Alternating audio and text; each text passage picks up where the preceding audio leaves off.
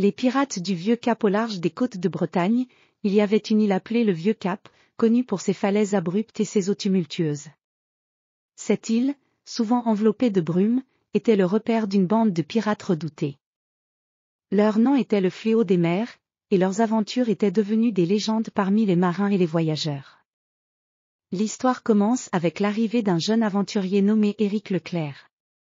Éric, un homme audacieux aux cheveux noirs et aux yeux perçants, était en quête d'un trésor légendaire que les pirates auraient caché sur l'île. Selon les contes, ce trésor était un coffre rempli de bijoux et de pièces d'or, et il était protégé par des pièges astucieux et des énigmes complexes. Éric arriva à la baie du Vieux Cap en début de matinée. Le ciel était sombre et menaçant, et la mer était agitée, déchaînée par un vent fort. Les vagues s'écrasaient contre les rochers avec une puissance impressionnante, créant un bruit assourdissant. Éric, cependant, était déterminé. Il débarqua avec une petite embarcation et s'aventura dans l'île, se frayant un chemin à travers la dense végétation qui recouvrait le sol. La forêt était un labyrinthe de fougères et de lianes, avec des arbres massifs dont les troncs tordus semblaient former des formes sinistres dans l'ombre. Les rayons du soleil peinaient à pénétrer à travers les branches épaisses, plongeant le sol dans une lumière tamisée et mystérieuse. Éric avançait prudemment, son regard attentif aux signes du passé pirate, des marques taillées dans les arbres, des morceaux de vieux cordages éparpillés. Après plusieurs heures de marche, Éric découvrit une vieille forteresse en ruine. Les murs de pierre, couverts de mousse et de lierre, étaient criblés de fissures. L'endroit semblait avoir été abandonné depuis des siècles, mais une étrange énergie flottait dans l'air. Éric entra dans les ruines, son cœur battant d'excitation et de nervosité. À l'intérieur, il trouva une série de tunnels sombres et sinueux. L'air était humide et frais, et chaque pas d'Éric résonnait dans les couloirs vides. Il suivit les indices laissés par les pirates, des inscriptions anciennes gravées dans la pierre.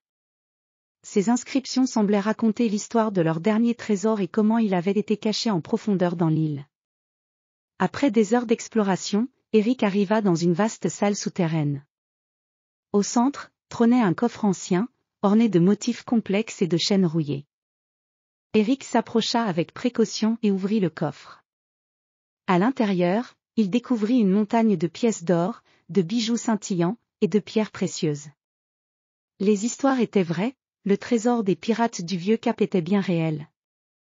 Mais alors qu'il admirait sa découverte, un bruit derrière lui attira son attention. Éric se retourna et vit un groupe de pirates spectrales, leurs visages pâles et éthérés flottant dans l'air. Ils étaient les fantômes des anciens pirates, condamnés à garder leur trésor pour l'éternité. Ils entourèrent Éric, et un silence lourd tomba sur la pièce. Le capitaine fantomatique, avec son uniforme déchiré et son regard perçant, s'avança. Il expliqua que le trésor était maudit et que quiconque le volait devait affronter les gardiens éternels. Éric, comprenant la gravité de la situation, décida de rendre le trésor. Il fit une offrande de ses propres biens et promettant de respecter l'héritage des pirates. En retour, les fantômes le laissèrent partir avec la bénédiction des ancêtres. Éric sortit des ruines, le coffre restait là où il avait été trouvé. Il retourna à son bateau, les bras chargés non pas de trésors matériels, mais d'une expérience inoubliable.